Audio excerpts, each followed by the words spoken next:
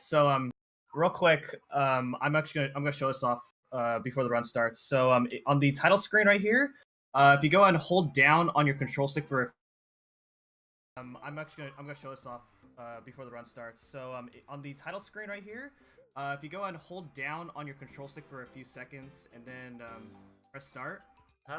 Okay. This sometimes it works, sometimes it doesn't, but okay, there we go. So if you hear that sound, then that basically means that you've done this minor trick, right? Basically, in this game, what they added in this game is the ability to spin while you're in midair by pressing the jump button. And because I'm very used to the original game for the Wii U, some strats will have that mechanic throw me off a lot. So all right. Anyway, so I'm gonna assume that Toadette won. I think so. Yes. That right. volume is We're playing Toadette. Let's do it. Yeah, it did. Okay, people are saying that volume is it's quiet. So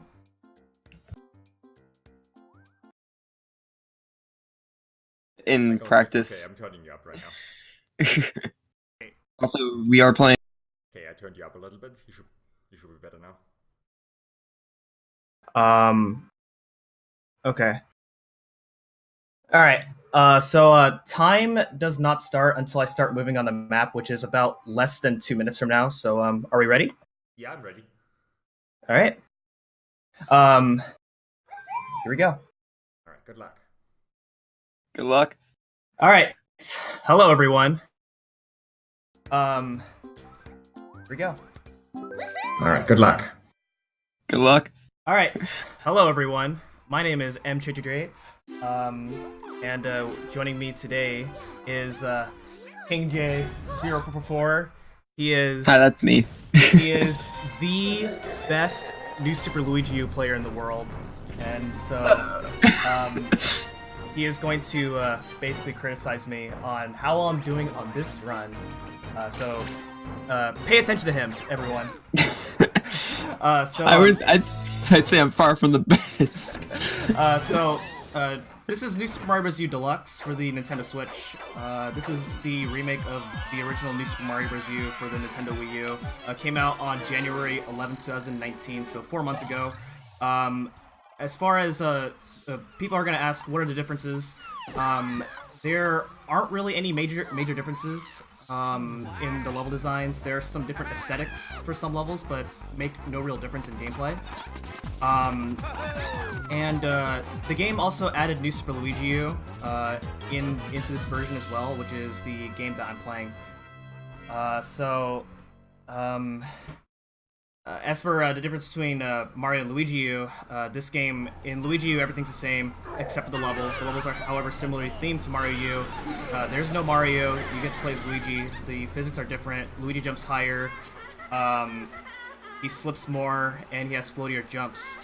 And this game also has a 100-second time limit, so a lot of the levels are really short, so this is going to be a pretty fast game. I'm actually about to begin pretty soon, so ready, and go. Alright, so yeah, as you mentioned, these levels are much quicker, and they're also a lot shorter than New Super Mario Bros. U, which makes for a faster speedrun. And as stated, we did have to switch to the deluxe version. We were going to do the original New Super Luigi U on the Wii U. We had to do the Switch version because there was an issue with MChan's gamepad control stick.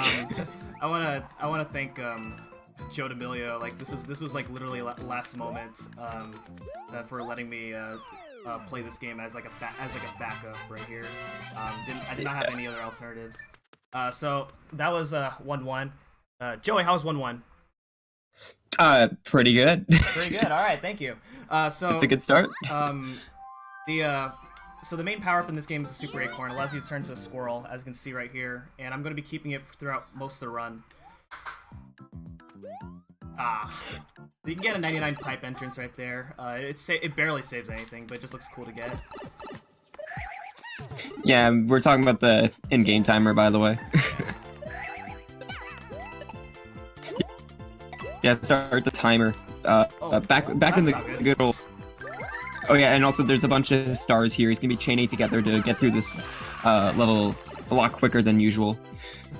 I'm gonna probably, yeah, okay, I'm gonna wait here. I could have probably got a 78 right there, but I wasn't feeling confident about that. So when you end a level with a with the end timer being a double-digit number, you get fireworks, which loses about 15 seconds. So that's why I waited for about a second and a half for that. Yeah, he could have taken the risk and got a 178, but again, that's really risking it there. And so like I mentioned, like he mentioned, we started time on the first movement on the overworld. That actually got changed from the old days of OG and SLU, because we used to start at the beginning of the cutscene, and now it's we skip 2 minutes. Also, the Switch version actually has slower loads than OG and SLU. That's like the big difference between this version and the OG version on the Wii U. And so this is our first time we're going to be seeing Boom Boom. Don't worry, we'll be seeing him a lot more than just once. You're going to see him a good, like, 8 times. Actually, no, 6. So this is all castles. We don't have to do the fortresses, which is what we're doing here. We can skip those if we want, or if we're able to. But what matters most is that we have to beat every end of the world castle, which means fighting all the Koopalings, and basically unlocking every world. Yeah, so we have to basically beat every world as fast as we can. It's basically the warpless category. This differs from any percent because in any percent you skip worlds 2, 4, 6, and 2, 3, 4, and 6. And in this category we do all of them. This is it's about twice as long as any percent, and also twice as fun. I like to think. So in the tower right there, it's normally our first instance where you switch the to Nabbit, because we're gonna be playing as Toadette only in this run, and Nabbit is a character that got introduced into the original New Super Luigi U, where essentially the short term for Nabbit is he can't die. He can run through enemies without caring, and he can still fall off and get knocked back by like really big enemies, but for the most part he's otherwise used for levels that have a lot of enemies that are really hard to avoid. Yeah, and in the original version of this game, you could switch on the fly by holding the ZL button while entering a level to switch to Nabbit, but now you actually have to go into a whole menu to switch characters, so it's not as worth it now to switch to Nabbit. And plus, we're playing as Toadette only now, so. Yeah, and Toadette is a new character that got introduced to this game. A lot of people usually come to my stream and ask, what is the difference between Toadette? What differs Toadette from the other characters? And that is, well, in a speedrun, Toadette is very similar. Her gameplay is very similar, except Toadette has she slips less than the other characters, so it makes quick turning a lot easier with her. And she also has more time. So normally in this game you get a 100-second time limit, but she has 104 seconds in this game. Yeah, and that's basically what Nabbit and Toadette do. They add a little bit extra time for you in case the time limit's a little too worrying. Casually, they are referred to as the easy mode of this game. For I refer to sorry, go ahead. For Toadette, her speedrun is I like to think her speedrun is actually harder, and that is because Toadette actually has a new power up in this game called the Super Crown that allows her to turn into Peachette, and we don't use Peachette in this run because Peachette is slower. I like to compare that to like the Super Mario Bros. 3's Super Leaf, where it's like slow to have in a speedrun, but nice in a casual playthrough. In this game, there's a lot of Super Crowns if you're playing as Toadette, which makes acorn management a lot harder in the speedrun. Yeah, and for Toadette, I usually, it's a common running joke that I refer to Toadette mode as new funky mode for this game, basically, because This is a Wii U port, just like how Donkey Kong Country Tropical Freeze was a Wii U port, and all they added in that was a new character, and that was Funky. So I call Toadette New Funky Mode, basically. And that's our first castle defeated. Yeah, so that was Lemmy Koopa. A lot of the bosses in this game are fairly straightforward as long as you fight them exactly the same way. There are hard bosses coming up later on, so keep your eyes. Yeah, we'll get to those. Well, we have a cutscene here to open up our next world, so if there's any donations, this would be a good time. It's actually great, because I do have 2 of them to read off. First off, Leonis donated $15 for that NHL 94 scoring tech reveal by none other than JD, Just Defend the God himself. And, you know, looks like multiple people besides, you know, myself and Leonis want to see that. Hito donated $10, saying, "I love you, Des. Good luck in your..." And she also put that towards the NHL 94 scoring tech reveal, so... You know, Just Defend better be getting ready to possibly show the world how to be a hockey god. A hockey god. Might have to get ready for some competition. Alright, so what's interesting about this level in this version is because you can play as because you can manually select Nabbits, in the regular category, the regular version of this category, you actually use Nabbits for this level, even though it's about a second slower. But when you have Nabbit out here, there's this cutscene, and Nabbits, when you play as Nabbits for this level, it actually skips this cutscene, which is about 30 seconds that you save right off the bat. But because we're only using Toadette, we are going to be watching this cutscene. Yeah, and that's the thing, if you were playing the Wii U version, even though you play as a Nabbit in a level, when you come back to the world screen, you'll still be Luigi, so you still get that cutscene. And when you catch Nab, we're not going to be catching Nab in this run because it's too far out of the way, but when you catch Nab, you get an item called the PA Corn, which there are some levels that have some pretty cool struts with the PA Corn, because it allows you to fly infinite times, but unfortunately it's too far out of the way. In 100% there's and we a lot of really cool strats with the PA Corn. Yeah, and we use those in 100%. So this is another level that's pretty difficult when you're not using Nabbits, but there's some strats around it, as you can see right here. I had to do that little like duck near the beginning so I can avoid being hit by that piranha plant. Otherwise, this level would be pretty tough to learn. And also, we took some safety with this run. We didn't mention it earlier, but MChan did grab a safety acorn back in World 1 after beating the first fortress. And that's just in case he loses his acorn, because the acorn is the power-up that you want to have for the majority of this run. Yeah, it's like I said, acorn management's a lot harder with Toadette. Yeah, just a backup in case we have some issues, because it's a no reset.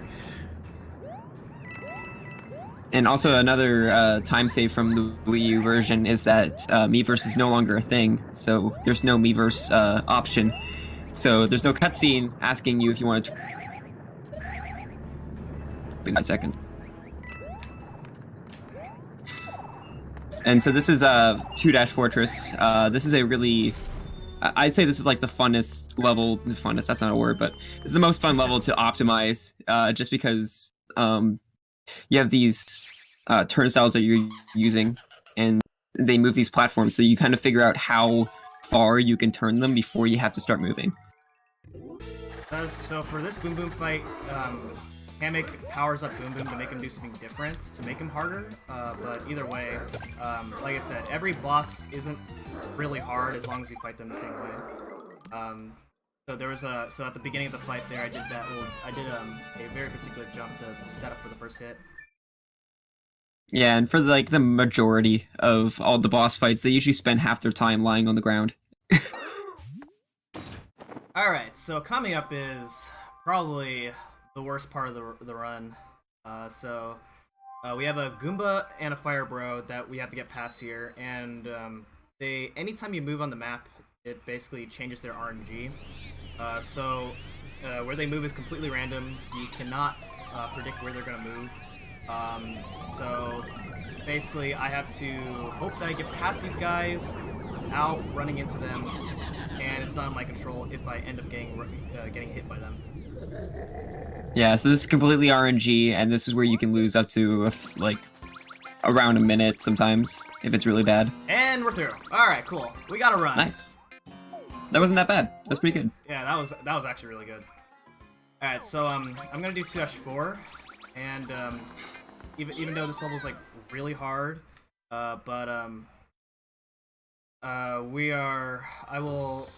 so we're gonna get the secret exit here, and that's gonna sound a little weird because the secret exit's gonna take you to 2-secret, which skips to World 5. This will actually make sense later. Yeah, and you may be wondering, like, you said, some people are gonna be like, "Oh, you said this is a warpless category. What gives?" It'll make sense. Trust us.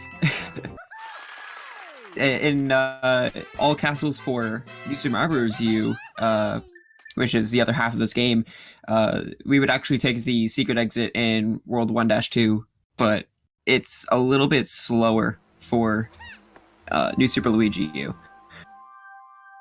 By the way, everybody in chat, anytime, go ahead and like spam as many emotes as you like. If anything that you see is impressive, we're here to have fun. All right, so now we're gonna do the level again, and we're gonna get the normal exit. This level's on a cycle, and if I'm on the right cycle, I can do a very, very dumb jump right here. It looks like that. Well, if you're not on the right cycle, that won't work. Yeah, that cycle is a little hard to make. Yeah, that's a lot harder than it looks. Yeah. And again, like, when you're playing this casually, like make this game seem really easy, that's because he's poured, like, a lot of hours into this game on both Wii U and Switch, so, yeah. Like... This game is actually not easy. It's pretty hard. The movement in this game is by far the hardest part of the run. Once you get the movement down, then a lot of the tricks that you can do in this game aren't the hardest things to do. Yeah.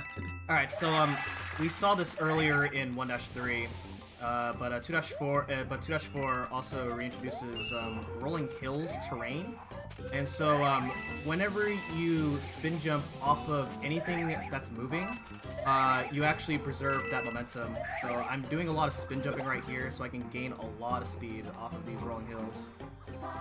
Yeah, and you can easily see like the difference between the normal flying speed compared to when he does the spin jump. And I'm also not doing a lot of spin jumps just for fun, like throughout the run. Spin jumping actually is the height of a regular triple jump. So for some places where I can't make with a regular jump, I will be spin jumping, and that extra height does make quite a big difference. Yeah. So yeah, right here we're going to be in World 2's castle, so we're going to be taking on Morton, our second boss of the run. It's another cycle-based level. This level is very straightforward, and otherwise in, like, let's say 100%, so we have to get the star coins. This level is actually, like, really, really hard. Yeah. And this game is, like, 100% is definitely the most skill-based category. All castles is kind of a mix between any percent and 100%. Minus the star coins, of course. Alright, so now we're fighting. Normally, so you can actually do a damage boost in this fight to hit Morton quicker, but I'm gonna fly over the Pokey. And it does say 2 seconds in-game time, but then that also means I have to re-equip Acorn after level, which takes longer than doing the damage boost. Yeah. I also played that first hit. You can hit him earlier than I hit him, but Morton's hammer has a really huge hitbox, so you can actually get hit while you're hitting him. So I chose not to risk that. Yeah, and again, if you just jump over him and know where he's going to land, because he always hits the corners 3 times each time he goes back and forth. So if you know where he's going to end up at, you can just skip the whole pokey part for the second and third phase of the boss fight. So King J, how was World 2? Pretty decent. We had good RNG, so that's all that I was hoping for. That's what I like to hear. That's why you're here. That's the only reason I'm here. Alright, so now we get the choice between Worlds 3 and 4. In this category, we have to do both of them. Both these worlds will both take you to World 5, but in this category, we're going to have to do both of them. I'm going to do World 4 first. As Toadette, it really doesn't matter, but if you're playing other characters, usually going to World 4 first will allow you to save about 8 seconds in World 3. Yeah, it's pretty much just a habit from other categories. Alright, and so World 3 is actually where we get to having to dodge enemies to avoid encounters and little mini boss fights. We saw them in World 2 with the RNG part of it, but it's more prominent here with these Cooligans that we're going to have to pass by later. And that was the first level, and it was really quick. So that level was a vertical level, and it, again, is not as easy as it looks. Yeah, vertical climbing levels are definitely harder than horizontal levels. You have to, as far as getting pretty good movement. This level here is pretty straightforward. Yeah, Acorn is also really good for vertical movement because again, spin jumping is the height of a triple jump, so you gain a lot of height. Spin jump with an Acorn suit. Yeah, I was gonna mention that, how you saw that he was spin jumping a lot, and that's mainly why, just because more height, more vertical movement. So you saw that I delayed there, and that is because the fastest time you get here is a 77. This is one of the levels where you would otherwise play as Nabbit, and that's because Nabbit cannot get fireworks. So that's another reason to play as Nabbit in other PvP attempts. I wanna quickly shout out those people, those crazy people who run Nabbit only. They are my heroes. I used to run Nabbit only on with boost mode on Wii U back when it was kind of popular. Okay. All right, so this fortress, you're seeing that he's actually skipping quite a bit of the vertical movement because of the Acorn suit and because of the spin jump. This movement in this level is fairly recent, found by me, and we used to have to do this level as Nabbit, but this movement actually saves 3 seconds over using Nabbit.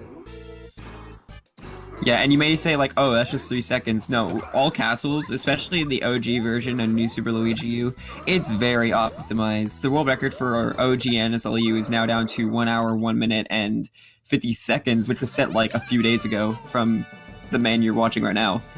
What are you talking about? You're the world's best NSLU player. Yeah, the world's best Nabbit player. Not even that. And then, but yeah, Switch version obviously is a little bit slower because of the loads, but I think Toadette is 106.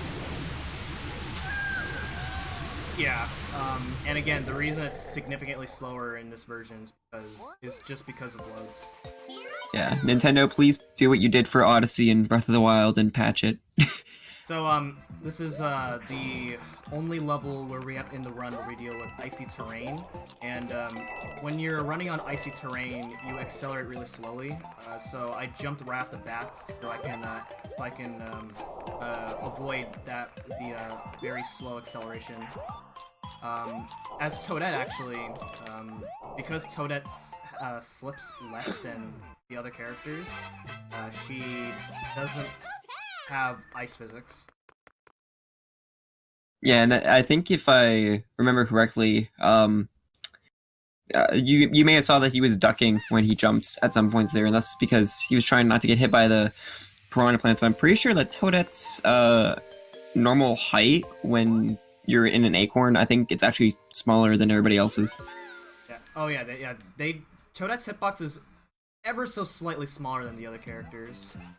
But as of right now, we haven't really found anything where that's useful. But that's just nice to know. Yeah, and we should mention that every character in this game has their own subcategory for each category of this game. And that's just because some people like running as one character only, like there's Nabbit only, which changes everything drastically. And then some people just like running other characters and don't like running Toadette. So again, I delayed right there because the fastest time you get is a 77. And so I just did that so I can avoid fireworks. Losing about half a second to wait there is better than losing 15. Yeah, and if you get into running this game, that's something you want to like really make sure you are aware of, looking to make sure that you don't get double digits at the end. So this is our first ghost house, and we're gonna be getting the normal exit here.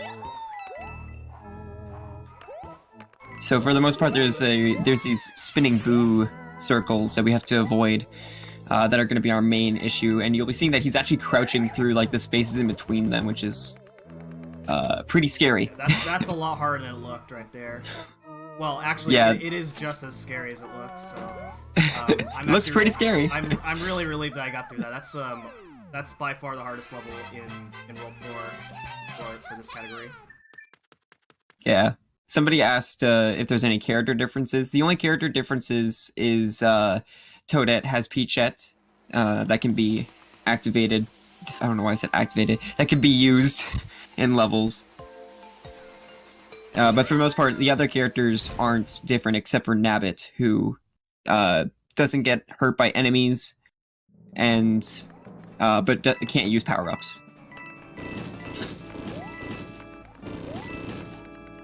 Yeah, so New Super Luigi, you also had the thing where we separated a category or subcategories where you can use Nabbit and you can't use Nabbit, and the Luigi only all castles world record. I think it's I forget what it is, but I think it's like a 105 if I'm correct. Mid 102. 102. For the original game. Yeah. And again, we're not using Nabbit in here because we only care about new funky mode. That's what we're here for. Alright, so now we're gonna fight Wendy Koopa. Wendy can sometimes be a jerk, so let's see what happens. Yeah. So Wendy has these rings that she's gonna shoot out, so that just adds more stuff that we have to avoid. You also want to make sure you don't jump too high at the spikes. Yeah. They keep adding more and more things you have to like watch out for in these boss fights. The farther you go. But there we go. There we go. And that boss can be a little bit of an issue because sometimes when she pops up, she can actually hit you into the spikes if you bounce on her head. So. All right. So we're not going to World 5 yet because we have to go back to World 3. King J, how's World 4? That was also pretty good, I'd say. Right. I think overall we're doing pretty decent. Not amazing, but not perfect, but not horrible. Still pretty good. So yeah, so that does take you to World 5, and there is a very unpopular category called No Secret Levels, where you can skip doing World 3, which is where I'm heading to right now. But it's not a very exciting category because it's just very similar to the castle, with the exception of subtracting a world. Yeah. So this is World 3. Oh, okay. Normally we would go up there to pick up Baby Yoshi on our way to World 3, and that's so you could use it for the next level, 3-2. As Toadette, there's another difference that we didn't explain for Toadette, and you're about to see what it is for the next level that makes Baby Yoshi obsolete for Toadette. Oh yeah, that's right. So as I mentioned before, Toadette in a speedrun is very similar to the other characters. Toadette saves 8 seconds over the other characters only because of this level. Yeah. So basically, should I explain, or are you gonna explain it? I guess I'll explain it now. So this next level is a water level. It's a horizontal swimming water level, and Toadette swims at the rate of a penguin suit from New Super Mario Bros. Wii, and it's really fast. Yeah, and the only reason we would pick up the Baby Yoshis is because this is a water world, and Baby Yoshi's has dashes that they can do underwater, which is the same speed as Toadette normally. So.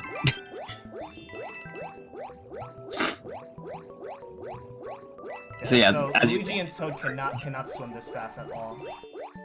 Yeah, they swim far slower in comparison. So unfortunately, that was I made a little bit of some movement error right there. You want to minimize the amount of diagonal movement in the water because you move slower when you're swimming diagonally.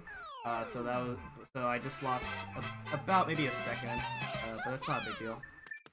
Yeah, and those are like minor optimizations there, like a second of time save that he could have had. Alright, so now we have the fortress, and the fortress is probably the biggest time save with habits. Because you have to do, otherwise, as you can see right here, you have to do a lot. Okay. Alright, Did something happen? It looks like I dropped input there. Yeah, the Switch is kind of known for that sometimes. Not in a good way.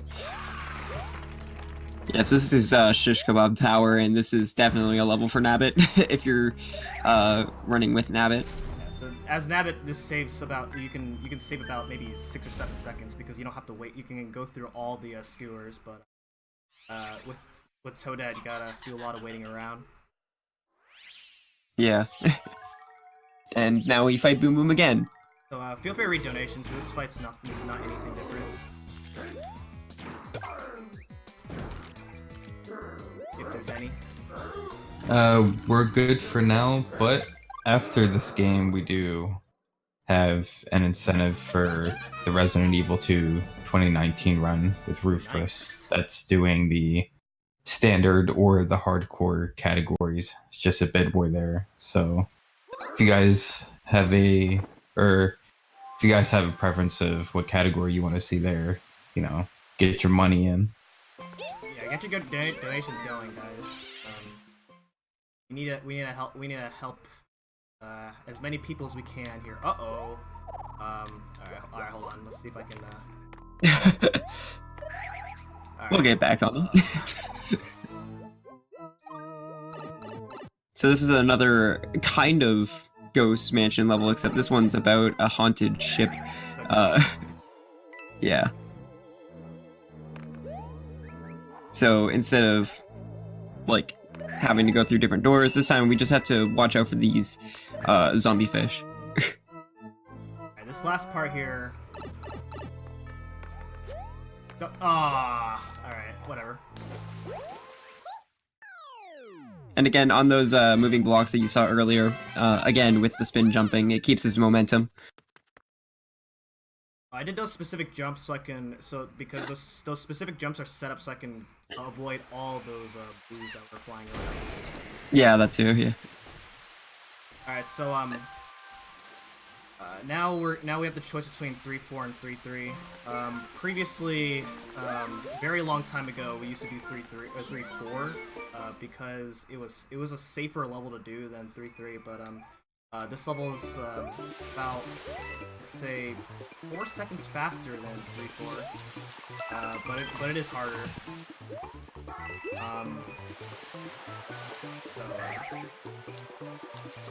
Yeah, this level is much harder than 3-4.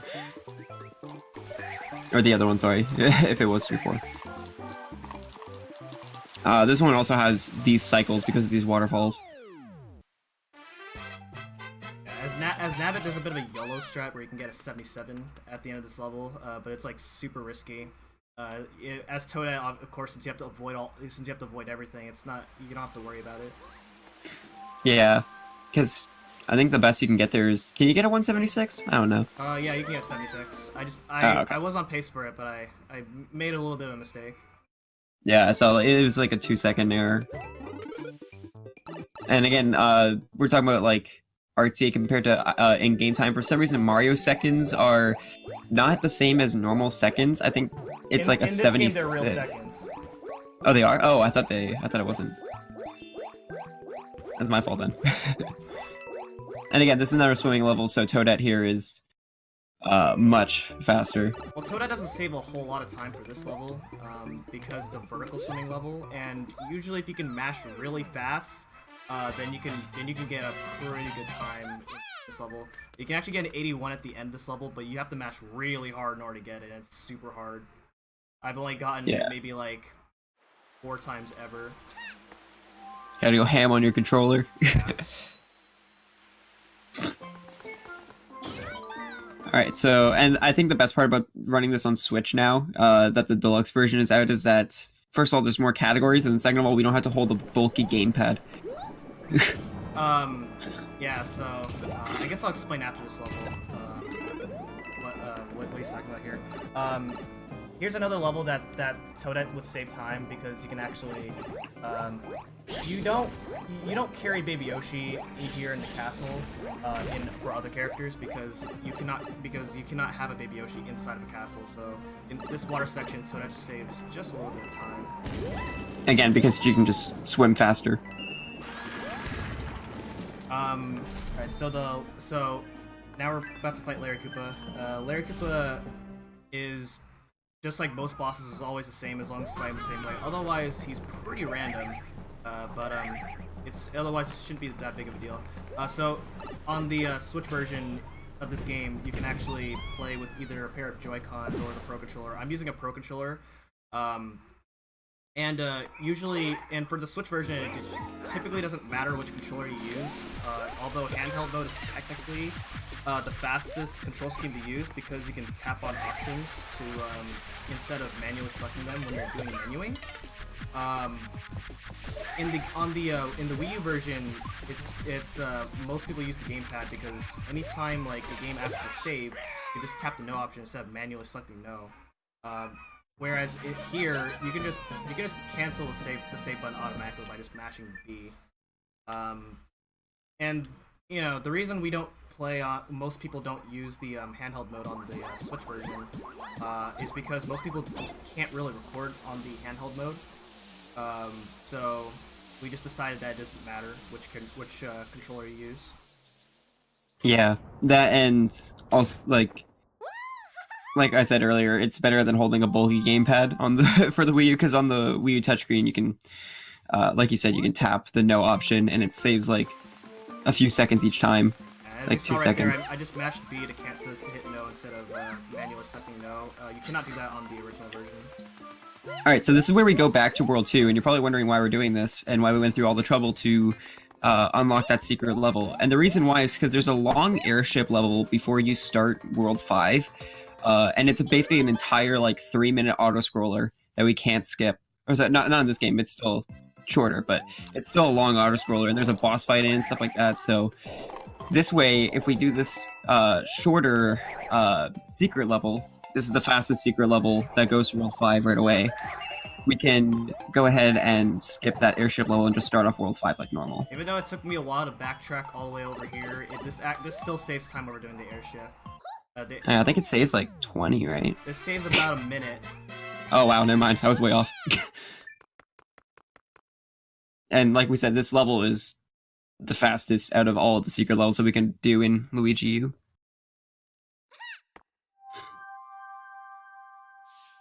And there we go. And so you're gonna see that, like, and again, even with this extra long cutscene of like showing the path unlocking, it's still faster to just go straight to World 5.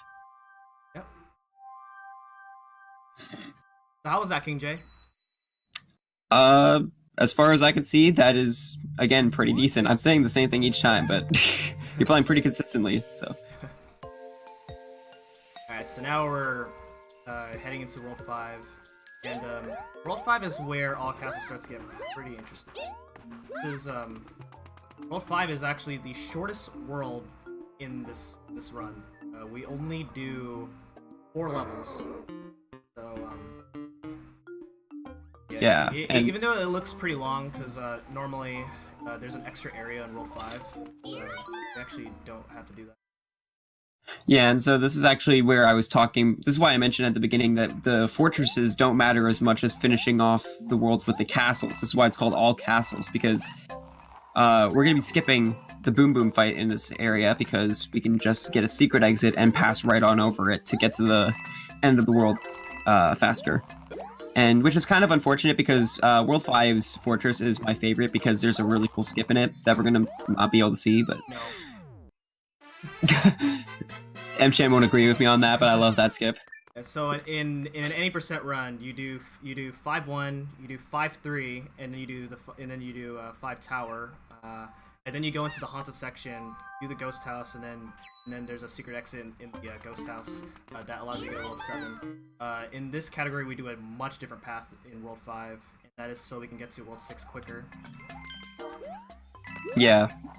And we're again, gonna we have to 5-2 here instead of 5-3, as opposed to 90%. And we're gonna get the secret exit here. And this secret exit saves quite a lot of time in World 5. Yeah. And again, this is gonna pass over the entire like spooky section, so we don't have to go through that, and that's gonna save a couple levels. Yeah. And it's very nice that the secret exit exists because again the tower. Which would otherwise be the next level after this level, has a very difficult skip. There's a ghost house, and then there's probably 2 of the hardest levels in the entire game, and then RNG. So yeah. So this saves like I don't know exactly, but it's like yeah, it saves. I'd say probably more than like 2 minutes, right? No. Something like that. Way more? Okay. Alright, so this I'm not level sure right here has a very hard strat that I'm gonna go for. Hopefully I can get it. Ooh, you're going risky. And this is gonna save about 2 seconds over the safer method that some people would go for. Yeah, and again, this is what really like differs veterans of the New Super Mario Bros. Series to newcomers. Alright, we got it. As you can see, he's fighting for like seconds of time save, while others are just trying to get a deathless run. The strat where I went underneath one of the Sumo Bros to go on that little like small pipe that's like barely above the poison water, that saves about a second. Yeah. Small optimizations. Yeah, this what this category game is is known made up for. of little things that significantly add up over the course of the run, and as a result, this category especially on the original New Super Luigi U game, has went through a lot of changes over the course of 2 years, and most of that has been done by the work of me. Yeah, this category wasn't actually like a real category for quite a while until more people started running it. It used to be known as kind of a meme category that people would just race for fun. But then, and like not many people ran it. I think like one guy ran it a lot, and his name was Dash. And then MChan came along, and he took the category down a lot. Like from, I think at the time it was like a 106, and he took it down to a 101 now. Yeah. Alright, so Yeah, it's gone through a lot of changes. This guy is a jerk. Yeah, so let me basically, it may look like it's random whenever he drops down, but basically, he has a certain, like, time frame that he can run around, so, MChan is actually counting, how many times he runs by, and he knows when he's gonna drop down. So near the beginning, if you are really lucky, you can actually if you're really lucky, Iggy Kupo can you can like hang out on the wall, and Iggykupa can shoot that red fireball at the wall, which saves time. But again, that's random, so it's not in your control whether you get it or not. Yeah, and that would save time because the red fireball spawns a monster in the lava. So if it hits the wall, it won't spawn that monster, and it saves that amount of time. So that's World 5 done. Yeah, how was that, Joey? I mean, there's World 5 is the shortest, so it was good. It was good. All right, thank you. All right, so coming up now is World 6, and World 6 is probably the hardest world in this run. There's a lot of technical levels, and it's very easy to lose a lot of time in most of these levels. So we'll see how this goes. And World 6 is it has 2 towers or 2 fortresses instead of just 1, and we're gonna have to go through both of them. And there is gonna be a kind of different routing option than you may think we're gonna do later on, just to make the final level easier for World 6. So this first level, there's a lot of cycles with these fuzzies that we have to worry about. But he got through pretty well, so didn't have to worry about it. By the time I start talking about something, he's already done the level. Like, I can't. The next level is very straightforward, so if you want to read any donations, go ahead.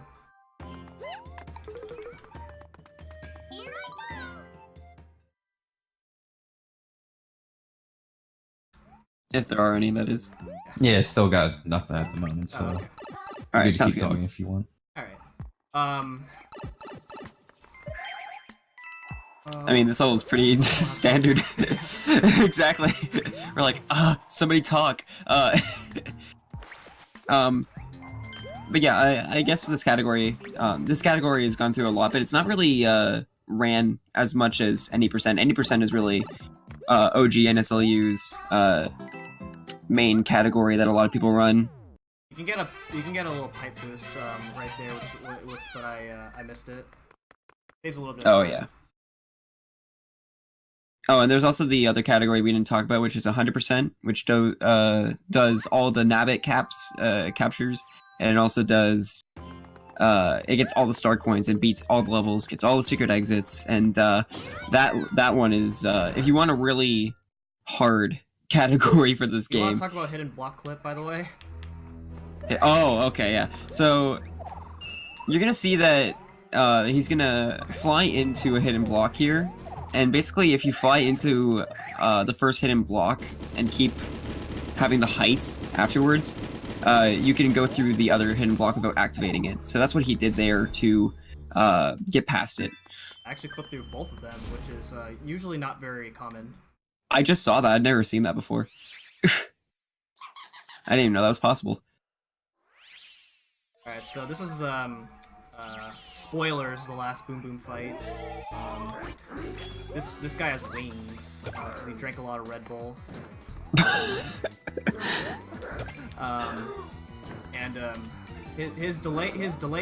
cooldown time for when you can hit him again is a lot longer. But it does make timing easier, in my opinion.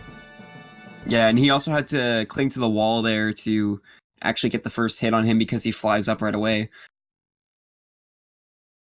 So that, in my opinion, is the hardest Boom Boom fight done with. There's So another route in now, World 6 where you can actually get a secret exit in the fortress, but that's slower. yeah, because if he did the secret exit, that would take him to. First of all, it would take him to an auto scroller. But second of all, we want to go this normal path because there's a red switch. And the reason we're getting this red switch is for, at the end of the world, it'll become more apparent why. There's basically, to explain it now, there's 2 entrances to the final, to the castle of World 6. And going through the back exit, or the back entrance, basically takes you straight to the boss, almost. So it's much faster than going to the front entrance, and plus then we skip another level than having to do the front entrance. There are like two different there are two different routes for World 6. It used to be debated as to which route was the faster route of the two, because both routes do the same amount of levels, but the other route you have to deal with about a 1 minute auto scroller. Yeah. So you overall, get this you get the secret exit here in this level, and that is like King J said, it's gonna take us to a red switch. That's and this red switch is the only way to get to the back entrance of Roy's Castle. Yeah. And yeah, like he said before, it's mainly just to skip an auto scroller and another. It's not a long level, but it's still a more tedious level than this one was. So now we have our second fortress here, and this one is gonna have a pretty annoying boss fight. When this game first came out, the remake, or I guess the port, when it came out for Switch, we thought that they actually patched this boss's hitbox. We were really worried about it. And you'll see what I mean when he starts the boss fight here, so... This guy still has a pretty bad hitbox, even in the original game. Yeah. So, if basically he's gonna... If I'm really good, I can actually fly at a very specific time to actually go through his hitbox. When you fly up, with the Super Acorn, your hitbox is a little bit different, so I can actually do some hits like this. Otherwise, I'd have to knock him over an extra time. Oh my gosh. I'd have to have to knock him over an extra time. But doing this allows you to skip doing that. Again, his hitbox is terrible. So you just saw me like struggle on the second hit there. You can actually do that as small Luigi as well, because you have to be at least a 1-tile hitbox in order to go through him like that. Yeah, and again, that may look really easy, but again, that window to get through there is really hard. It feels harder as Toadette, but I don't think it's true. It feels harder. It could just be on the Switch version. So it does seem like the Wii version has a easier way of doing that. Okay, so alright, so now we're gonna enter. So what I was trying to go for there was a recently. It's not really. Well, yeah, it's something that I've started to implement in runs. It's called the 95 door entrance, where if you do a duck jump and do a quick turn at a very specific time, then you can keep your momentum and enter that door with a 95 on the timer. It is random. You have between a 1/3 and 2/3 chance of getting that, because the block that you get at the end of the level is random. Yeah. So yeah, this is Roy. Everyone's favorite. My opinion. Roy's our boy. He's also the longest boss fight because he goes back and forth like 5 times. So, unlike the others where they go back and forth like 3. But he's dead. So how was World And now we 6? move on to World 7. Good, except for that except for the sumo. Aw, can't make you happy. That sumo was rough. He wasn't giving you a nice second phase. All right, so now we're coming. So this is the point where this category meets up with any percent. So everything, if you're familiar with any percent runs, this is everything in this from here on out will be pretty much the same as any percent. Yeah, and we have a big RNG part coming up. Our boy Kamek. Coming up is 7-1. 7-1 is by far my least favorite level in the entire game. Oh yeah. There's a very, very tricky part at the very end of the level, and hopefully I can get it. Let's see how this goes. 7-1 is very hard to do optimally, with a lot of banking on the Ice Bros and knowing where they're gonna shoot. So I'm just gonna let him do his thing because I don't want to mess him up. What's coming up here? Got it. Nice. That's very hard to do. Yeah, so that is a 2-frame window to time that spin jump right there.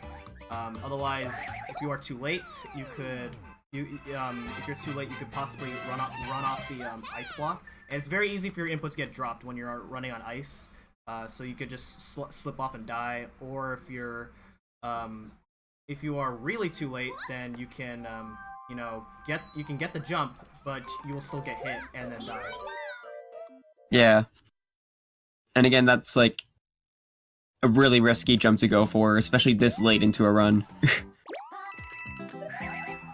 Yeah, so we choose the. Is fairly straightforward. In New Super Mario Bros. You do 7-3 because it's faster in that game. In this game, it's 7-2 is a lot faster here. Yeah, and this is one of the levels we would actually use Nabbit for because he can just walk on the. Well, it doesn't really make a difference, but the munchers. In the original game, Nabbit saves 2 frames on flagpole animations, but in this game they changed that because Nabbit also gets extra time, and when you have extra time, the game takes longer. It has to count those extra seconds down.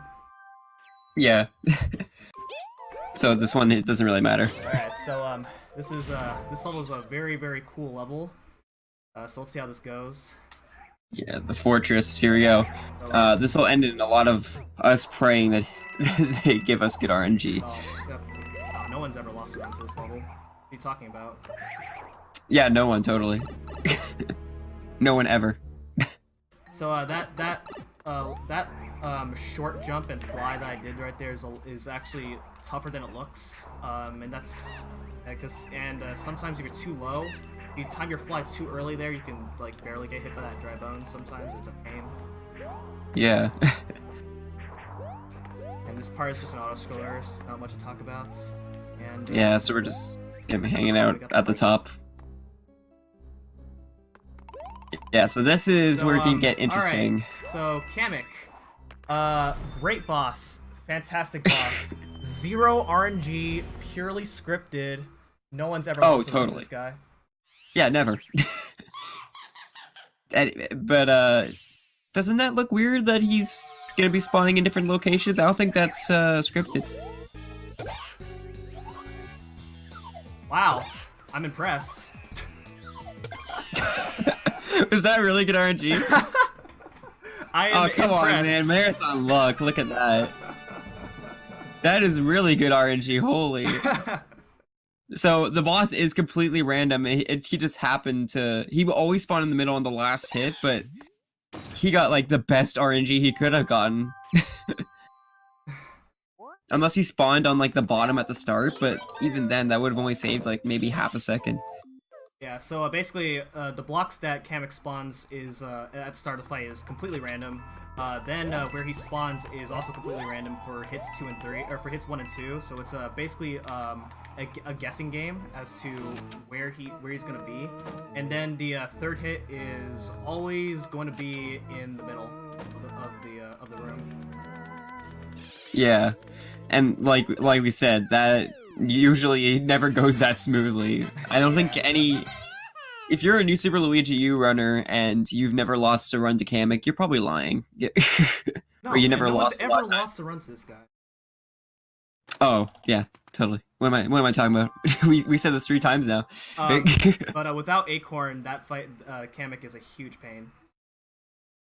Yeah, that's that shows to those low percent runners. Than you would have to deal with. Yeah. Also, we get the secret exit here because it literally skips like 3 levels. So you skip a big RNG portion. Yeah, there's even more RNG in World 7 normally. And there's like 2 somewhat tough levels, and then followed by a really long auto scroller, and then the castle. Yeah, and this castle is again filled with these cycles of these moving blocks that we have to deal with. So for this part right here, I'm slowing down, and that's so I can get a good cycle on these fire bars. Okay, yeah. There we go. That's a lot harder than it looks right there. That's really tricky, yeah. Throughout the run, by the way, you may have saw a few crowns pop out, and you're probably wondering what those are for. Those are only for Toadette, and that's to unlock Peachette. And like I said, we don't use Peachette for the run. Yeah. Even though she's the newest funky mode. Alright, so Alright, the so- Ludwig fight. Normally there's an attack phase that you have to go through, but with the acorn you can completely skip it. Normally he's gonna clone himself 3 times, or he's gonna turn into 3 different clones, and you have to figure out which one's the right Ludwig to hit, which is the one that shoots the most fireballs. Deal with it. Yeah, then you just jump on him before he hops up and has a chance to do it again. And that's our final boss before, or our final Koopaling before the big old Bowser fight. So now we're coming up to the airship, and the airship is normally an auto-scroller, but there is a skip that I'm going to attempt to do. It's pretty tricky, but hopefully I can get it. Yeah, so the airship normally is supposed to be an auto-scroller, but we can skip all of it because the screen scrolls with you. It's not an auto-scroller per se. So with a bunch of cool jumps, we can skip having to wait on this platform.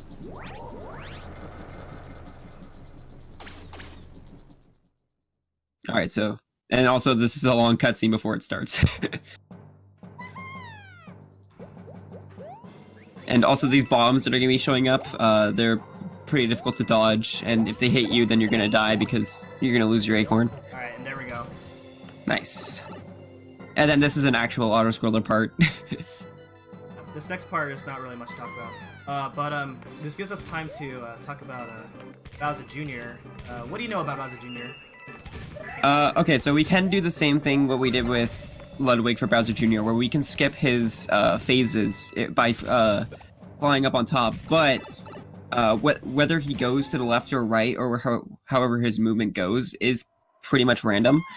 And his hitbox is also really annoying in that Koopa Clown car, so this is gonna, in my opinion, my least favorite boss of the run.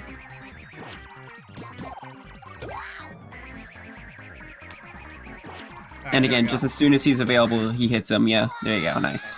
What I did right there, this was found by Latchers recently. If you hang around on the left side when the battle ends, it actually ends this fanfare quicker, because as you just saw, the blocks fall from left to right, and so if you're standing if you're standing on the left side, the screen transition starts quicker. Yeah, that was something I was actually thinking about. And this actually saves a full second.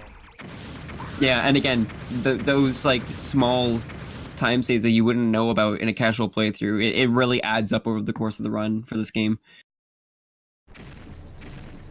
So now we move on to our final world. We're going to Peach's Castle. Yeah.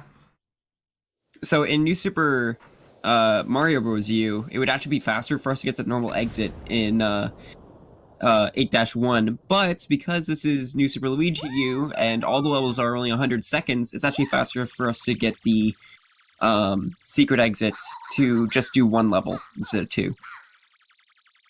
Yeah. And the reason Mario U, it saves time to do an extra level for that game is because there's a skip in 8-2 that saves time over doing 8-4. It's an auto-scroller in Mario U, but in Luigi U, it's just a purely execution level.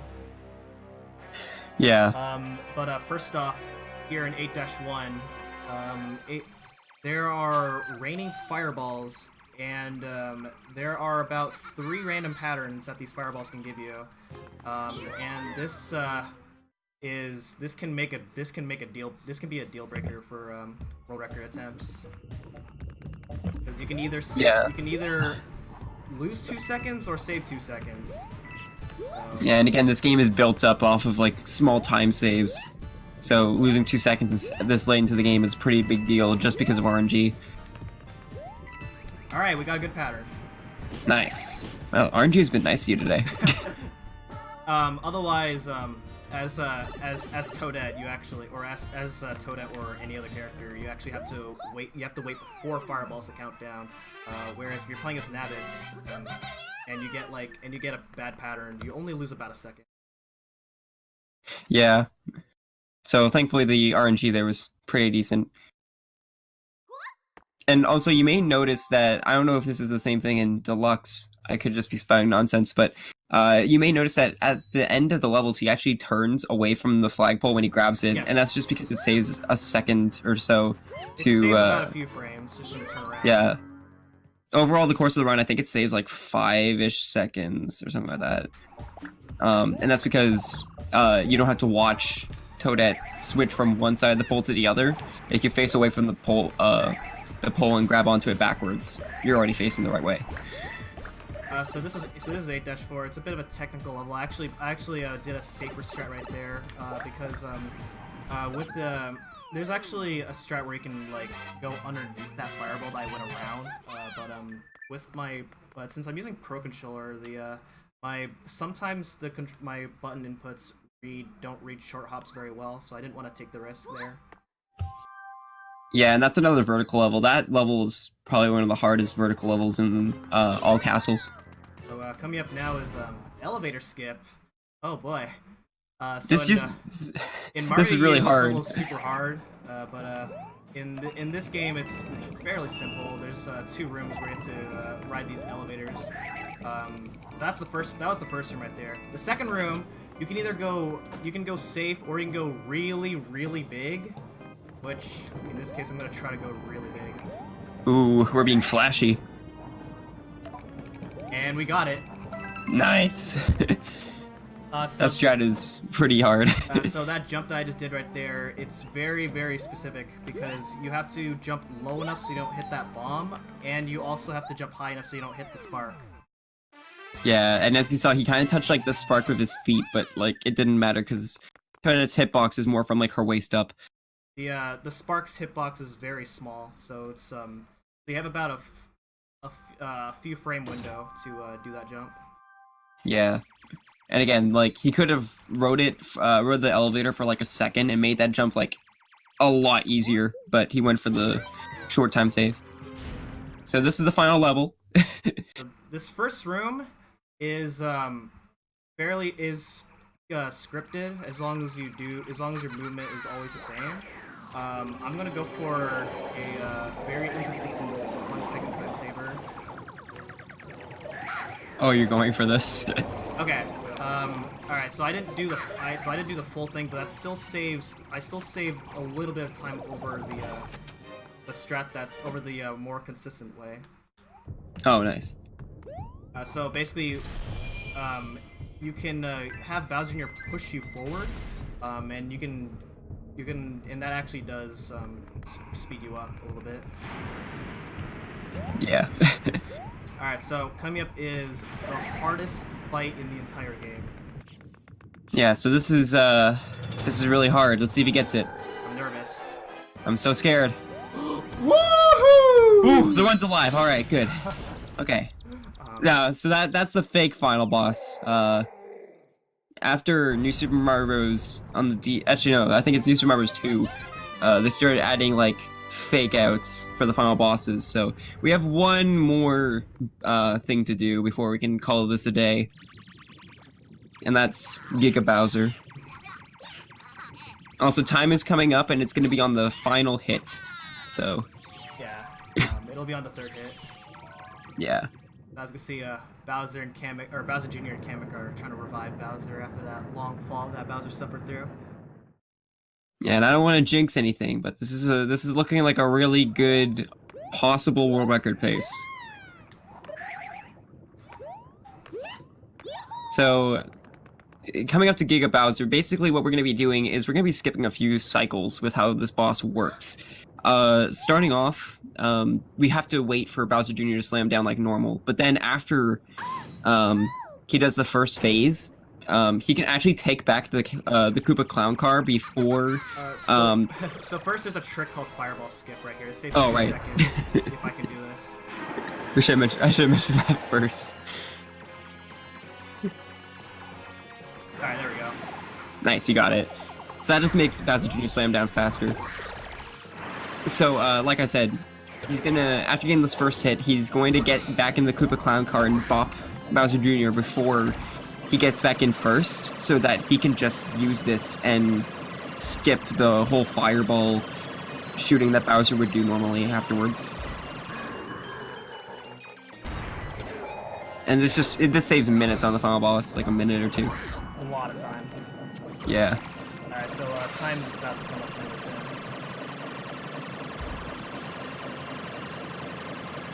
Yep. Time. Alright, what is it like? 106.16? That's a new world record. That's a world record, boys! GG. Wow. The RNG really saved that. Yeah, that was a really good run. That's a world record by 9 seconds. Oh man, I'm really happy with that. GG, dude. Live world record. Oh man, I'm really So proud of that. So that's New Super Luigi U. Deluxe. With new funky mode. GG. Yeah, thank you.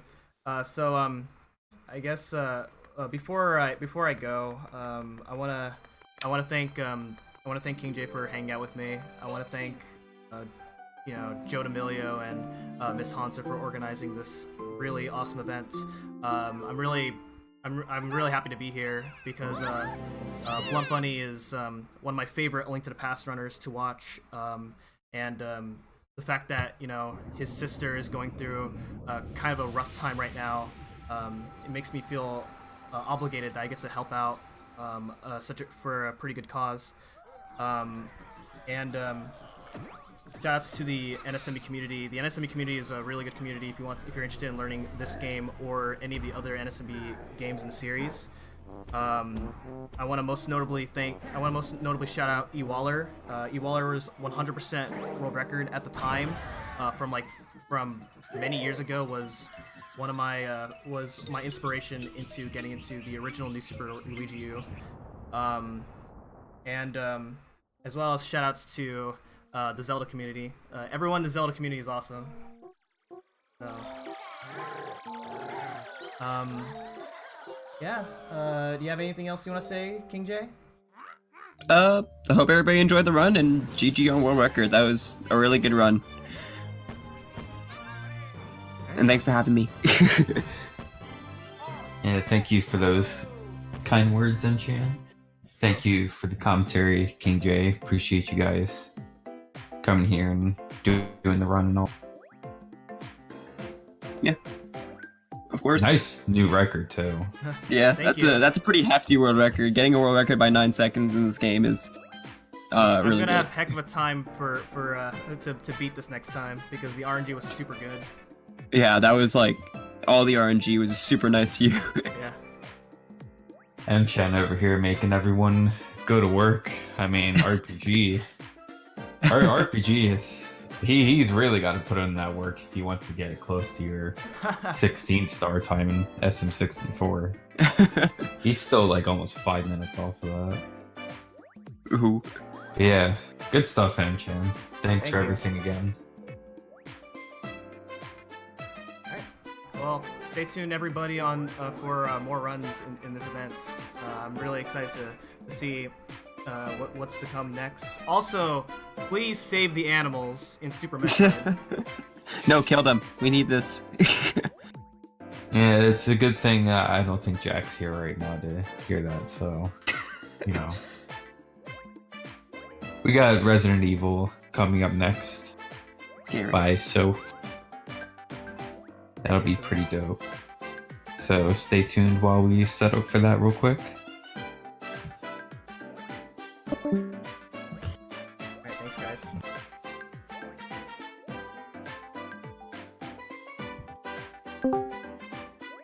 All right.